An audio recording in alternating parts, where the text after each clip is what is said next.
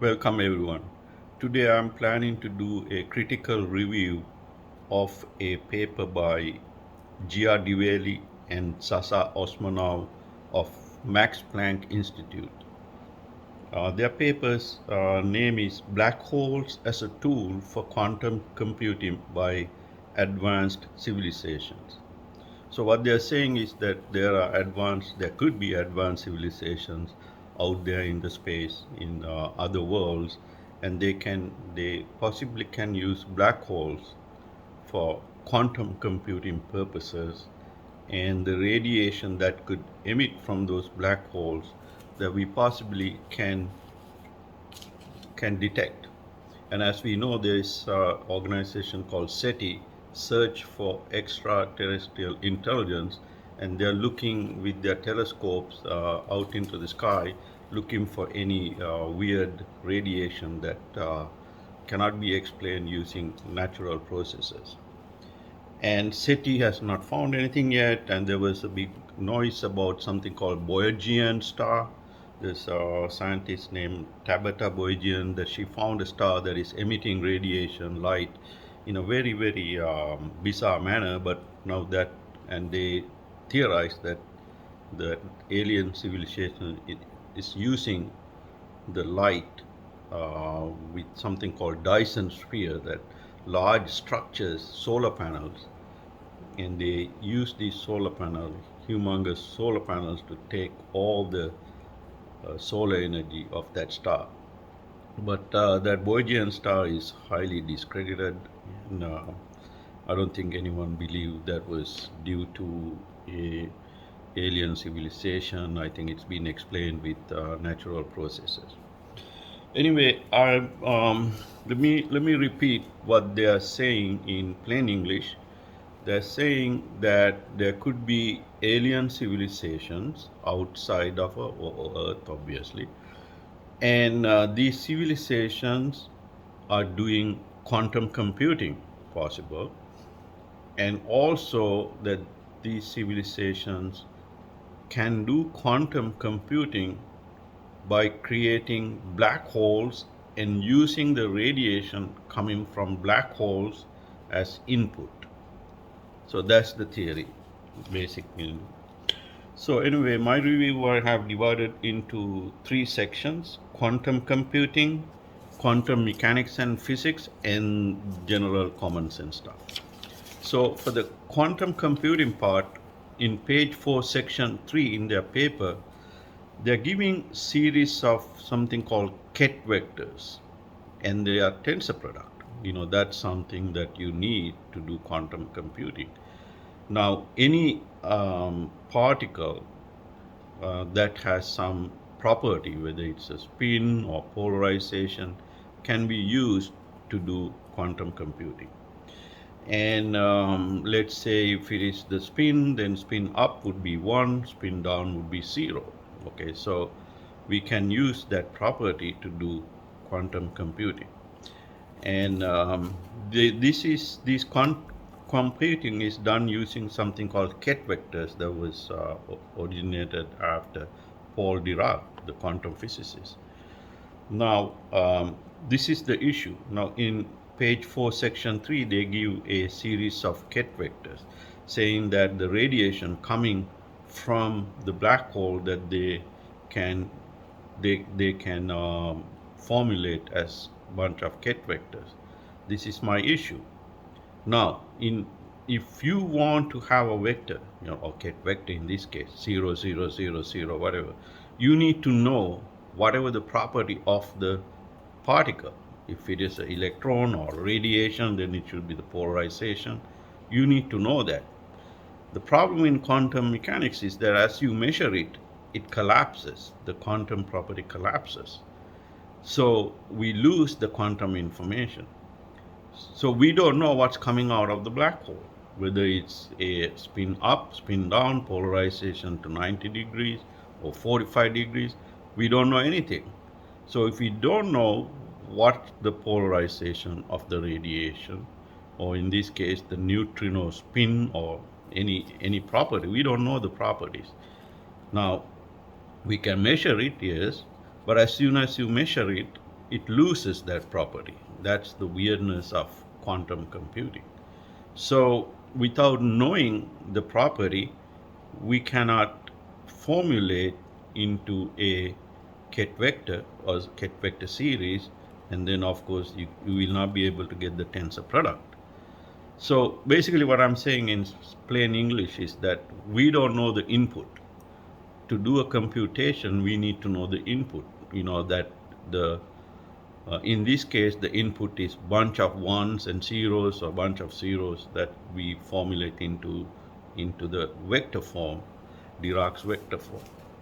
But how do we know it's bunch of zeros or it's not 0 1 1 1 0? We don't know what's coming out of the black hole. Now, in a regular quantum computer, we have our magnets and the polarization and all that set up. So we know what is coming out because we set up that way. But in a black hole, which is naturally occurring thing, we don't know what is coming out of a black hole, what kind of polarization or what kind of spin state they have. So we cannot just say, okay, we are getting bunch of zeros or bunch of ones and do the computing. So that is my first comment on quantum computing, and they don't go too much detail into quantum computing because I think they're mostly quantum physicists. So let's go to quantum physics part, and they argue that there's an effective range for the graviton, and that will be 10 times the Planck length. And but the problem with that is that that doesn't really come into the picture of the paper. But I just want to make a comment that we still don't know what a graviton is. It's not been found, and it's part of so-called quantum gravity, and such theories does not exist. Um, okay, anyway, that doesn't really matter to the paper. And then they discuss in mini black holes. These mini black holes can evaporate in a very, very extremely short time period. The evaporation, the half-life of these mini black holes are given in equation 11 in the paper that's after Hawking and Brackenstein. And according to that equation, if you do plug in some numbers, you would get it's in the equation 11 of the paper. And if you plug in some numbers, the masses, few kilogram mini black hole, and the half life would be 10 to the power minus 18 seconds. It's very short. 10 to the would be 0, 0, 8, 18 zeros and 1 seconds. So it's a very, very short time period. The black hole going to evaporate after you create it. So how can you absorb any information within that short period is the time, and it's the issue. So did they address that issue? Yes, they did address. And then they say that the information acquisition can be done before that, before the black hole could evaporate. And they come up with a equation for TQ in the paper that explains how to do that. But I'm very skeptical. How could you get information out of black hole at such a very short time period? And then issue 4 that I have here is that equation 39, they have something called species count, and they're using a number called 10 to the power 32, and I don't know that number is properly validated, and that number is needed to compute the um, memory acquisition time of the paper. So 10 to the power 32 is mostly using quantum gravity theories, which we don't have one uh, highly accepted quantum gravity theory. So that's my comment. And then in paragraph 12, they talk about dark matter inside black holes, and that can increase the species count. Again, as of now, we don't know what dark matter is. As per some, it could be some. We could twist Einstein's equations to get the dark matter. We don't know. Maybe it's real, and we just don't know when the dark matter goes inside a black hole how that would behave, because we just don't know what dark matter is. So talking about dark matter and quantum computing and all that is little far-fetched, in my opinion. And next issue is in page 8 of their paper, paragraph 5.2. They talk about the angular momentum of gravitons can be used as qubits. Again, graviton has not been found, so that also seems to be far-fetched. Now, so that's all I have for quantum mechanics. Now we go into common sense regular stuff. In page 12 of their paper, paragraph 11, they say type 1 civilization captures all the energy within the planet for their use. So there are three types of civilizations has been proposed by I think Freeman Dyson, that was. And the type 1 civilization use all the energy in the planet. Now I think we don't do that. All the energy that comes to our planet, that is coming from sun, or you know that would be way down in the future to capture all the energy that is coming to us from the sun, and all the energy in the oceans, and all the energy in the wind. So we are not a type 1 civilization, and a very highly advanced civilizations would capture everything, all the energy that they have, and use it for their purposes. And then type 2 civilizations uses all the energy in the sun. We are not talking about the energy that is coming to our earth only. There's energy from the sun going to all the planets, all everywhere, all around. It's a huge. The sun is emitting to everywhere. We are just a little dot, and that's what we talk solar power that we capture.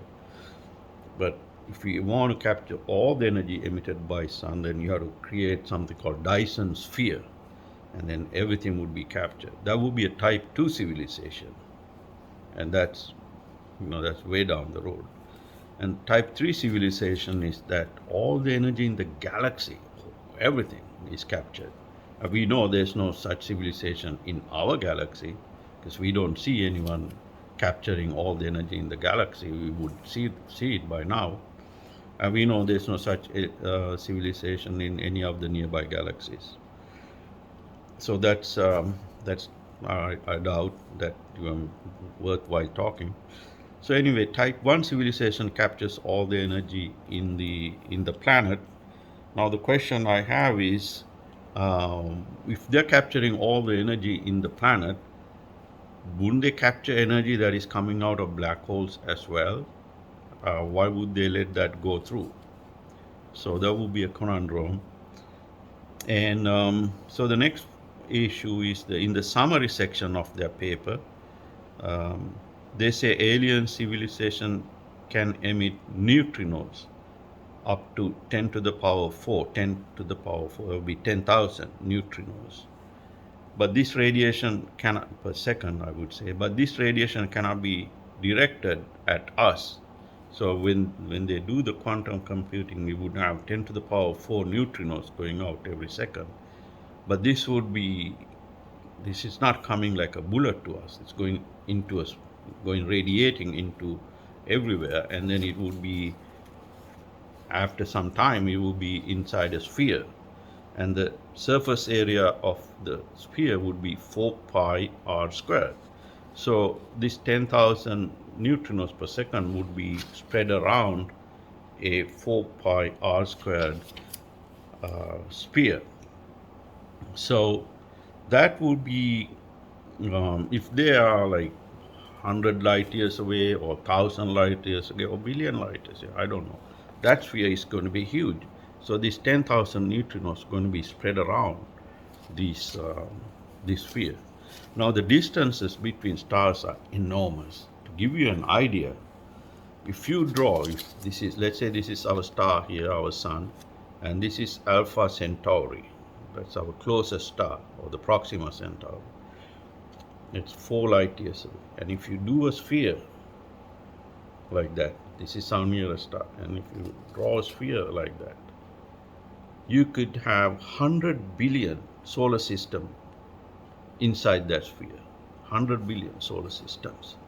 Everything, our whole solar system can fit in 100 billion times. That's how big the universe is, and that's the nearest star.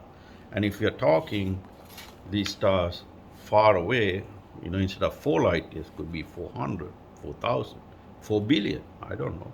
And the sphere would be so huge, and the radiation going to be spread around in that sphere. And then 4 pi r squared is the surface area of the sphere that those radiation would be spread around. And if you do that calculation, and then later in page 13 of their paper, they say that the 40 billion planets have been estimated in the habitable zone. The habitable zone is where the water can stay liquid. If you get too closer to the star, the water would evaporate. Like in the case of Mercury, there's no chance that water can exist, or there may be in the form of ice on the other side of the Mercury. One side of the Mercury is very cold.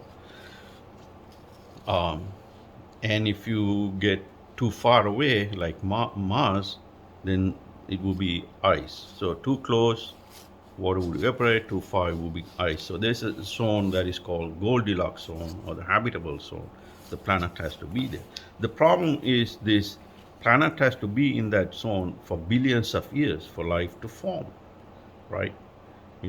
Like in the case of Mars, we believe it had water in the past, but now no more, because maybe it wandered around further away from the sun. And now also planets have a elliptical orbit. Now the habitable zone is a sphere or a circle. So the planet can easily move out in and out of that sphere circle, because planets have elliptical orbit. Now in our case, in the Earth, our ellipse is almost like a sphere. It's an ellipse, but it's almost like a circle. So we are luckily in that habitable zone. We are not going out of. Just imagine our Earth wanders away to the distance like Mars, and all the oceans would freeze. And then when like in March or something, March to say September, we are way far away from the sun, and our oceans would freeze, and everything would die. And then we come back, and then we get closer, and the oceans may not be water again. So we are just being lucky. We have an orbit that is almost circular. So, and we are always, as far as we know, from the day the Earth started, we are always in that habitable zone. And that may not be the case in other planets for sure. And just because a planet was in a habitable zone, it doesn't need to have water. Like for instance, Venus have 90% CO2. The amount of CO2 in the atmosphere is 90%. That's a greenhouse gas. If a planet is in the habitable zone and has very high CO2 or any other greenhouse gases, that planet will not have any water. So there could be a whole lot of planets like that. And let's say there is water, and as I said, it has to be there for billions of years for life to form. Even if there is water, and even if it was in the habitable zone for billions of years, it could have chemicals. Now our oceans have a pH value. Our oceans have chemicals, and that's why we get the salty taste. And some planets could have water and oceans with very high pH values or very low pH values with all kinds of chemicals that would not allow any meaningful chemical reactions. If the acidity is very high, any reaction will be broken apart, any molecules will be broken apart. Same thing with low pH. So this is, we are very lucky. Our pH value is very much closer to 7, which is, we don't have too much chemicals in our oceans. That may not be the case. And again, just because there is water and it's in the habitable zone for 4 billion years, the pH is good, it's conductive to chemical reactions.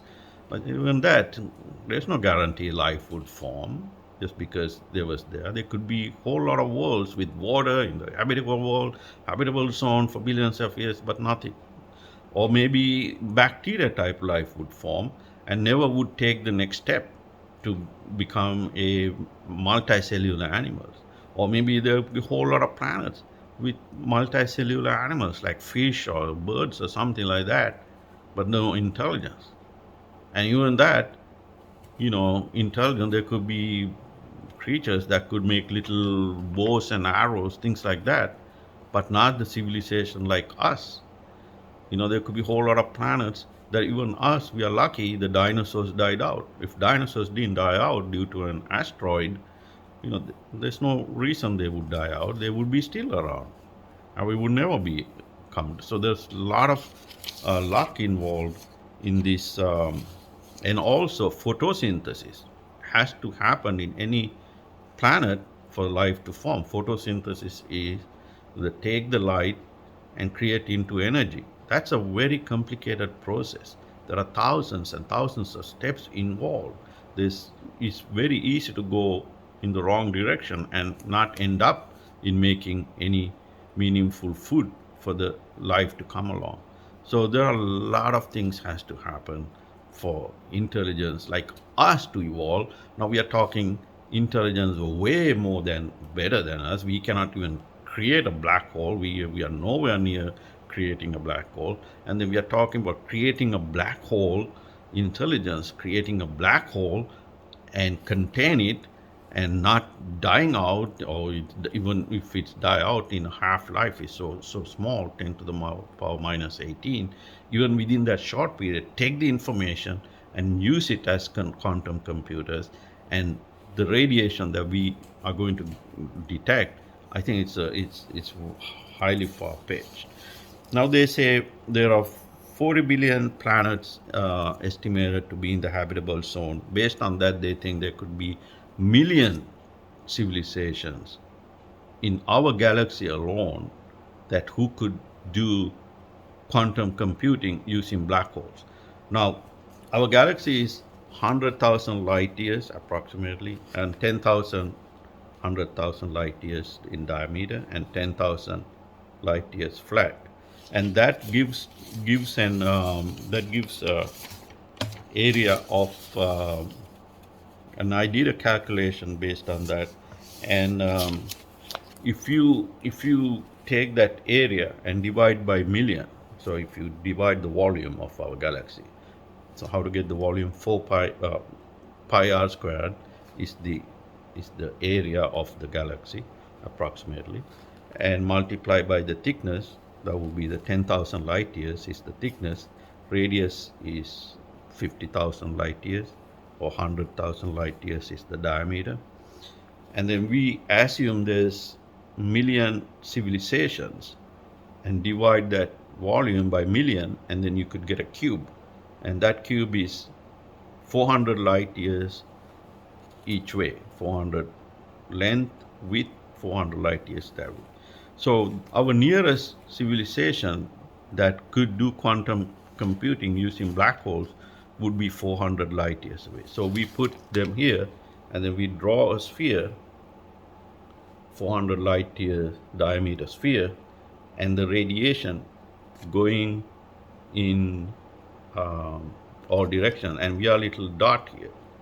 Remember, if four light years away, we could fit in 100 billion solar system in a sphere. Now 400 light years away, we could fit in billion solar systems in that sphere, and chances of one of these neutrinos hitting us almost zero.